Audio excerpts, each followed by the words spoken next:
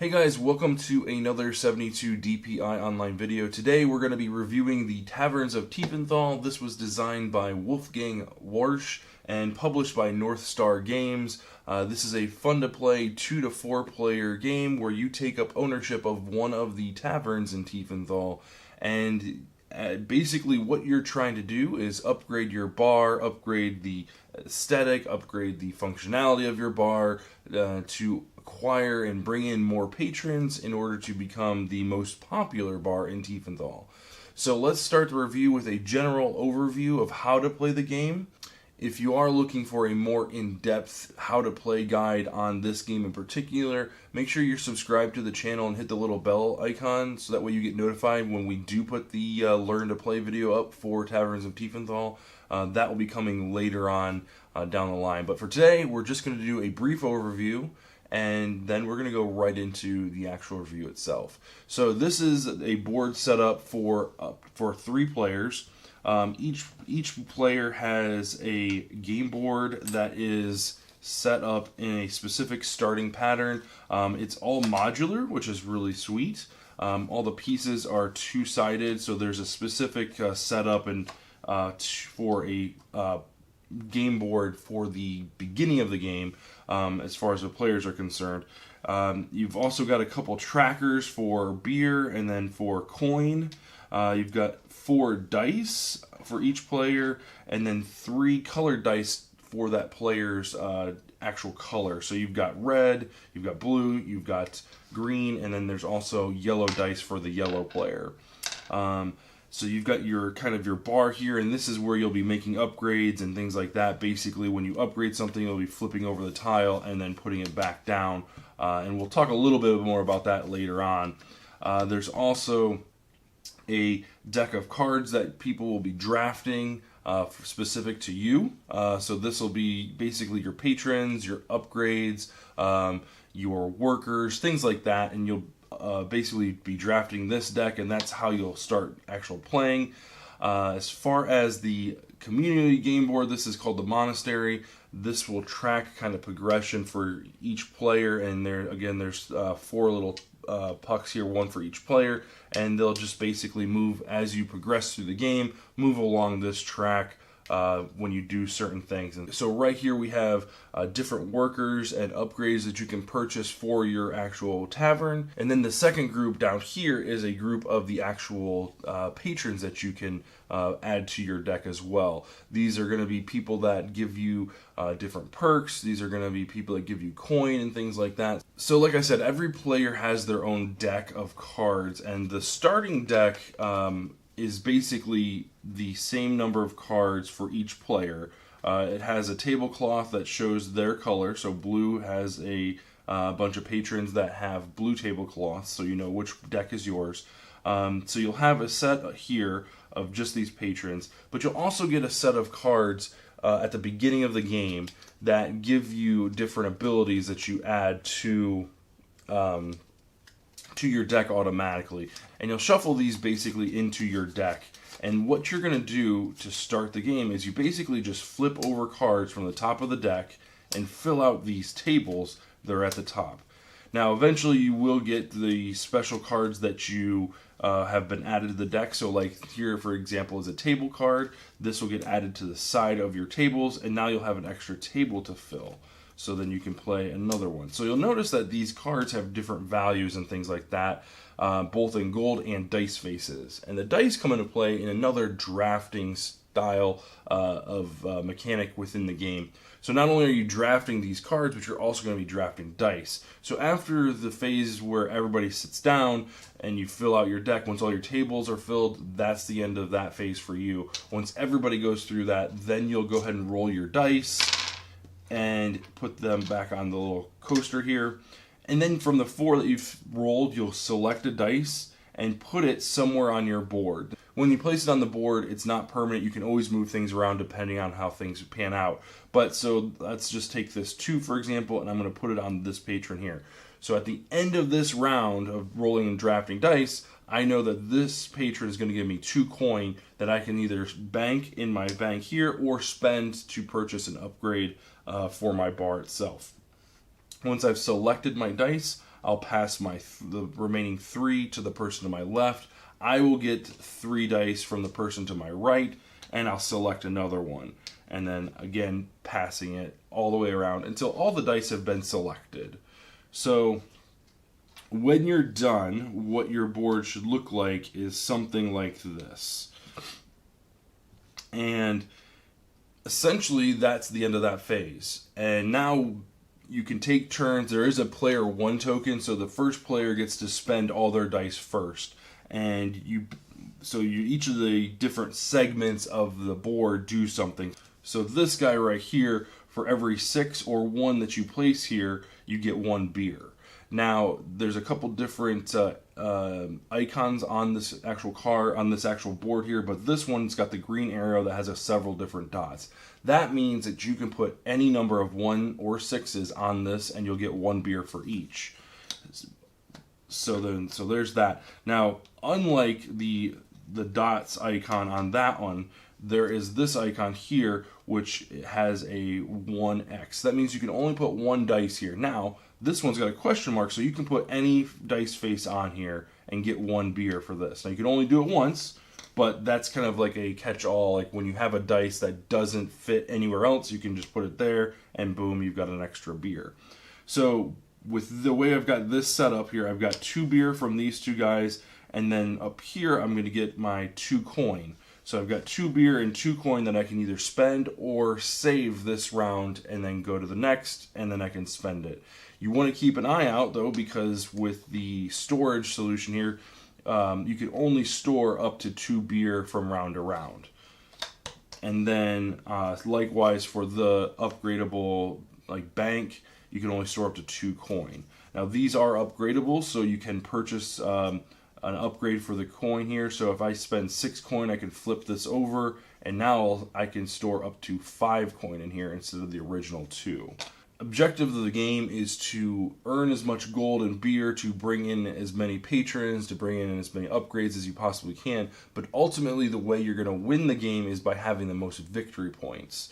And the way you can do that is by selecting a couple different cards off of the 2 different rows here. So upgrades and different workers, they'll give you victory points. So like the barmaid here, she's worth 1 victory point. This person, this patron here is worth 4, and this one is worth 4. So they each do something a little bit different, like in the meantime during the game, but what you're looking for is actually spending money to gain victory points. Alright, so let's take a look at the scores that I gave Taverns of Tiefenthal, starting with gameplay. There is a ton of game here. This is just the base game itself. Inside this box, there are actually 5 different modules that you can add into it as you learn the game. This is a nice kind of nod to newer players and people that aren't really in kind of like a board gaming space or a premium board gaming space where they might not understand a lot of these concepts of drafting and placing dice and things like that. But the nice thing about it is it gives experienced players a way to add in different types of modules, as they're called, to add more complexity, to add more strategy elements, and basically kind of alter the game to how they see fit. Let's talk a little bit about the core game itself, and then we'll talk about the modules. So like I explained, the core game itself, there's a lot of different strategy elements to it. It's very thematic. It's very, it's a lot of fun to play. I'm a huge fan of drafting games, so the fact that I'm drafting cards and drafting dice in the same game really kind of scratches that itch. It's really a fun type of game. It's very solo-esque, so there isn't a lot that you can do to impact your neighbors. There isn't a lot of things that you do on your table, on your board, that will affect the person left. The only thing that you really can do is select dice that would hurt the person to your left or person to your right. And to be honest with you, that doesn't happen very often because you're more or less focused on what you're doing and less focused on what everyone else is doing.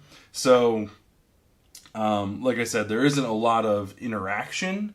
But it's also nice because in a way it gives experienced players an opportunity to help players that are struggling or answer questions and things like that. I enjoy the fact that you're all in the same phase together. You don't, push forward without someone, leaving someone behind essentially. So there is that. That is a nice aspect. As far as like the way the game plays itself, some of the elements I feel like you don't get a lot of. So like if you aren't invested in like the monastery, which me personally, I very rarely will get through 5 or 6 of these spaces in one given game. I don't know what it is about this aspect of it. I just don't find that appealing, and I'm really more focused on getting more cards out of my deck, flipping over pieces of my actual tavern, and what type of patrons am I bringing into my bar. So I'm really hyper focused on those 3, and I kind of leave the monastery, in the back on the back burner. My wife, on the other hand, Amanda, she really likes using this as a way to gain different cards and get nobles and things like that. So she's usually on space 16, 17 by the end of the game, completely blowing me out of the water when it comes to that track itself. So like I said, there's a lot of strategy here, and when you add in the modules, it just gets that much deeper. So let's kind of talk about the actual modules themselves. So I really think that 4 out of the 5 are pretty much auto includes if you are an experienced, like kind of premium board game player. Yes, you could start with the base game and you'll understand how to play it relatively pretty quickly. But the modules add just so much more to it. So, for example, all the modules, all the upgrade cards have this little white dice or white cube in the top center of them. So here's like an example of a card that doesn't have the white dice here, and then this card is an upgraded card, so it does have the white dice. Or white cube, excuse me. So it's easy to kind of differentiate what cards go where. So let's talk about some of the actual modules themselves. So one of the modules will have you flip over your kind of bartender here, and this has a reputation track around it. And with that actual module flipped, you'll get one of these cubes. It's the same size as the gold and brown one. This tracks your reputation, and it moves across this board here. And there's a couple different upgrades. And there's a couple different upgrades that you get with different modules and things like that. So like there's a schnapps module and things like that. We'll talk about that in a minute. But this will give you at the end of the game some extra victory points. If you cross over something, it gives you something immediately.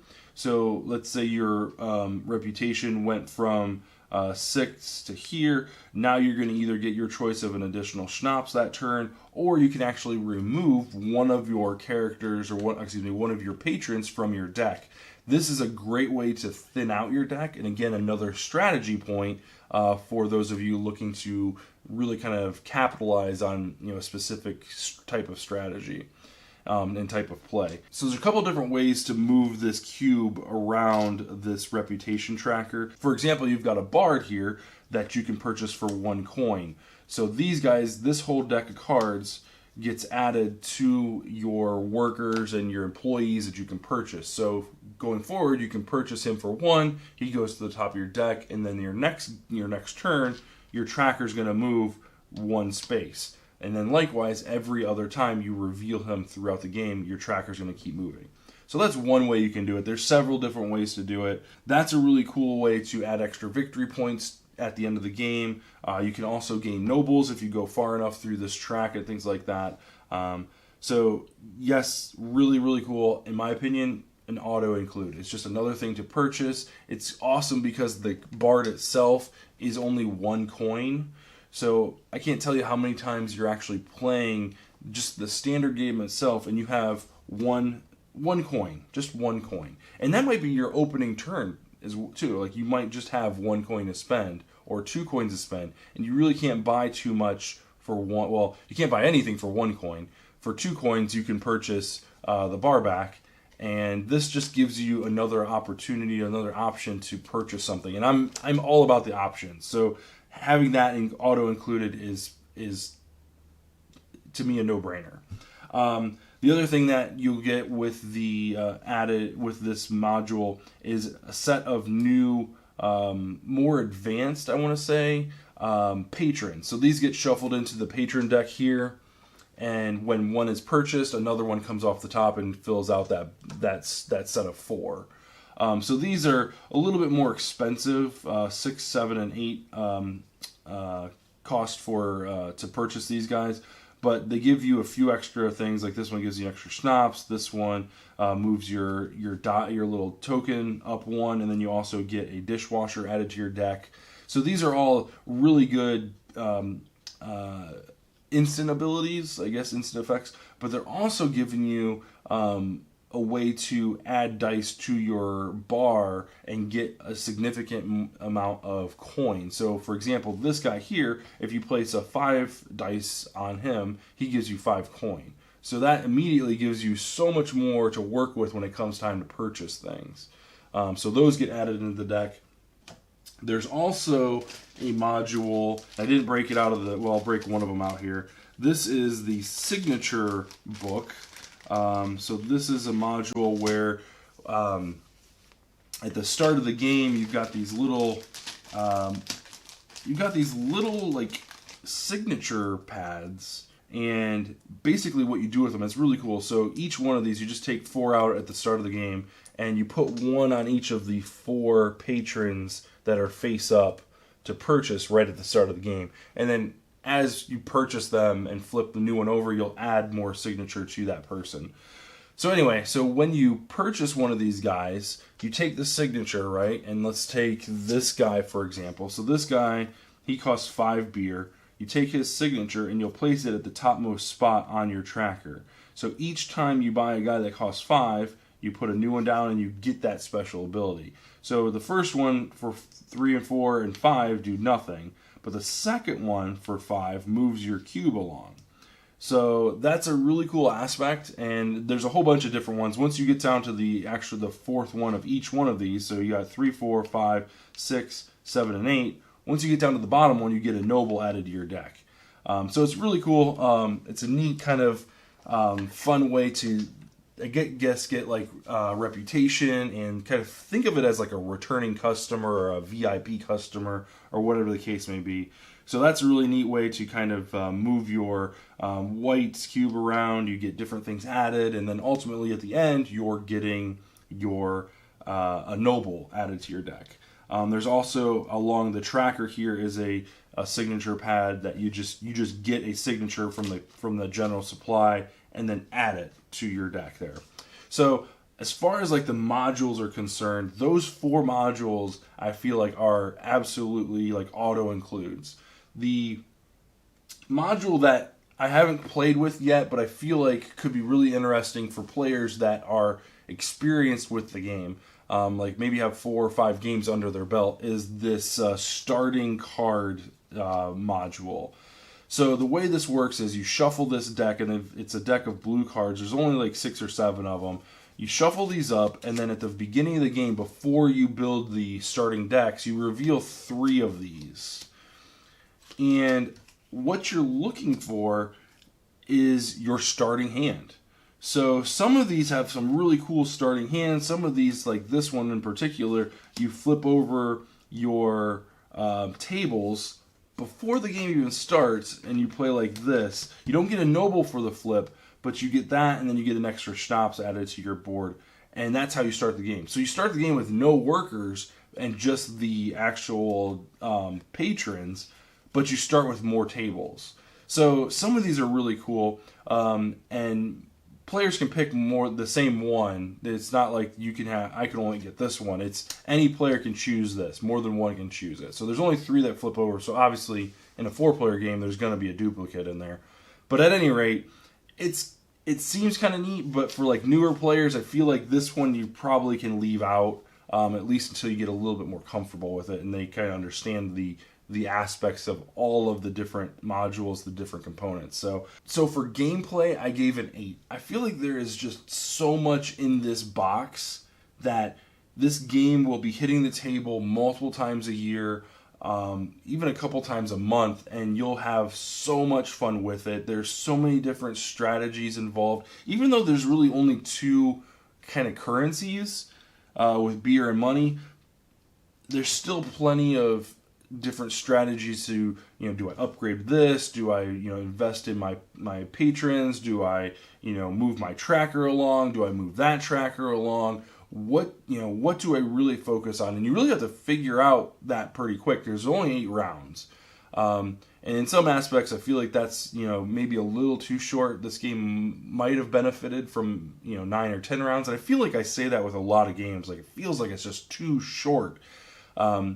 But ultimately, you have to choose, 1 or 2 or sometimes 3 different things to work on rather than upgrading, working on all of it. Because if you work on everything, then you're just going to be kind of left behind. You're only going to upgrade 1 or 2 things, whereas the person that's working on upgrading their entire bar has everything flipped over and they're benefiting on all aspects. And yeah, there is some luck involved with rolling the dice and things like that. And yeah, you could have a bad roll, but I feel like with like drafting and things like that, that kind of mitigates the luck aspect of it just a little bit.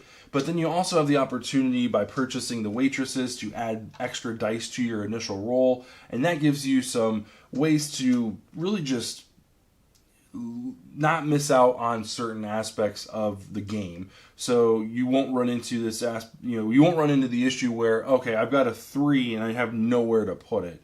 But if you start purchasing the waitresses and, yeah, you might have a 3 at the end of the game or at the end of the round, but you've got a few extra dice that you can put elsewhere. So like I said, there is a little bit of luck involved, but overall, I feel like the gameplay is really strong. So 8 out of 10 for gameplay. Okay, so let's talk about component quality. And I think there's actually a lot of good here. The cardboard for the player boards is relatively pretty thick. I feel like it's stable. It's not going to bend or break or rip or anything like that. I can see over time how it's going to get a little bit on the looser side because it's not like quite as crisp as like a plastic piece would be, but it's still you're going to be pulling these in and out, flipping them over. They're going to have some wear and tear on them. We've had this game for quite a while, and they're just now starting to get that just a little bit of wiggle in there. So I feel like the fits really well. The dice are a little bit on the light side. They're made of wood, but I would like a little bit more heft to them. So there's that. The cards themselves, they've got a nice gloss finish to them, so it's going to give them a little bit of protection. You'll be able to purchase the smaller Fantasy Flight sleeves if you want to protect these, which probably wouldn't be a bad idea with how much you're shuffling. Again, wear and tear on cards, that's just kind of the name of the game. The player 1 token is super cute. It's just a mug of beer. Overall, the components themselves, I really enjoy.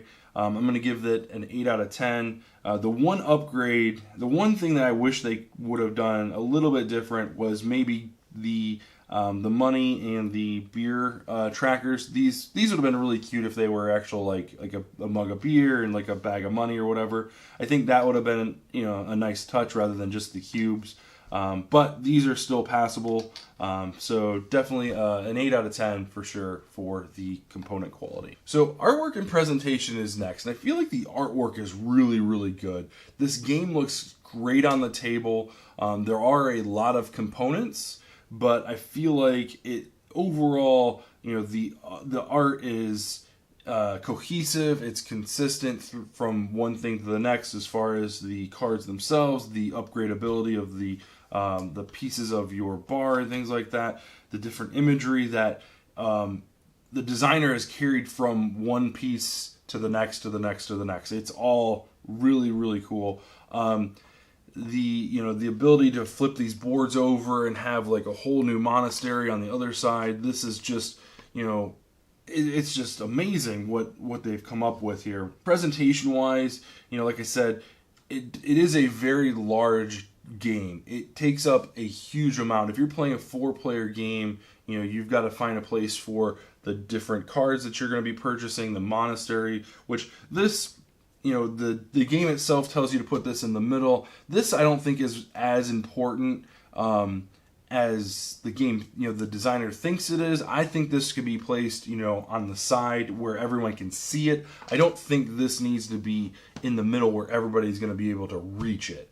I think that the actual purchasing cards, those should be in the center where people can reach and purchase those. I think that should be the main thing. There's a lot of information on these different cards, so understanding what you're purchasing and what you're looking for when you're upgrading your bar. So like, for example, if you can't see that this person offers you an extra barmaid when you purchase them, that might be something that you're missing out on, rather than just saying, oh, well, it costs 8 and I get a 5 coin when I purchase this person for, when I add a 5 dice to them.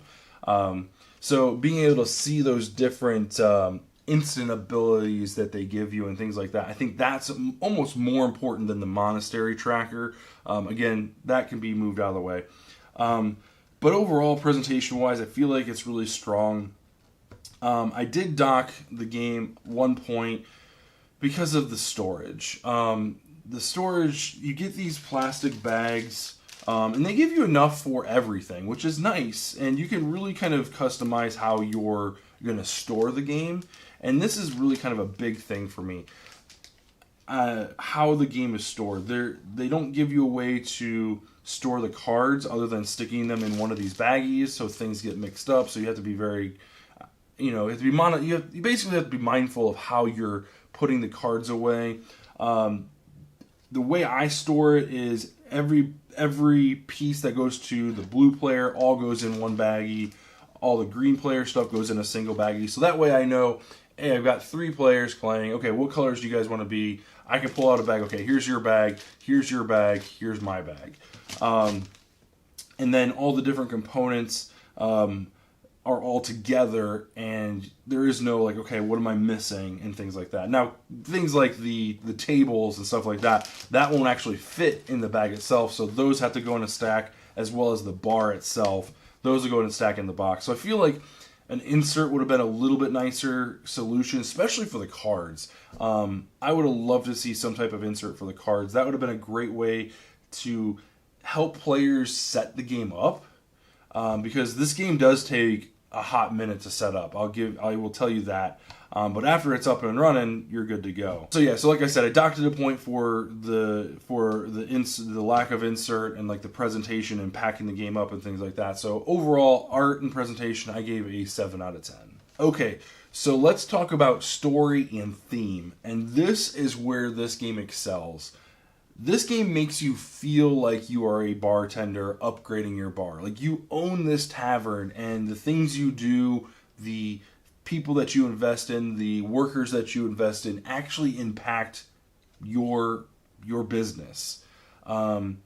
It's such a good feeling to flip over so many different patrons and not fill up your tables right away, and you've got different workers adding to the game. Each one of them does something different, wildly different.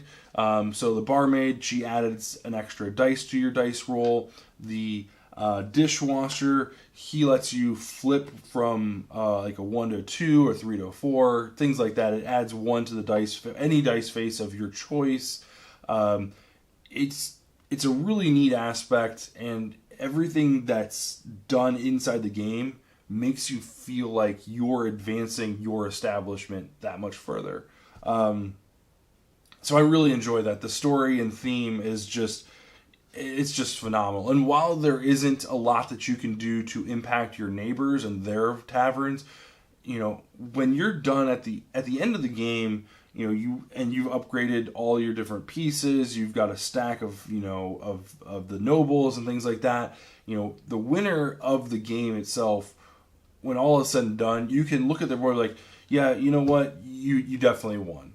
Like, there is no question about it. Like, when someone wins this game, you can definitely look at their bar like, man, you upgraded 6 different portions of your tavern. Look at all those noble. Like, you can really feel that board presence with the person that actually takes home the victory.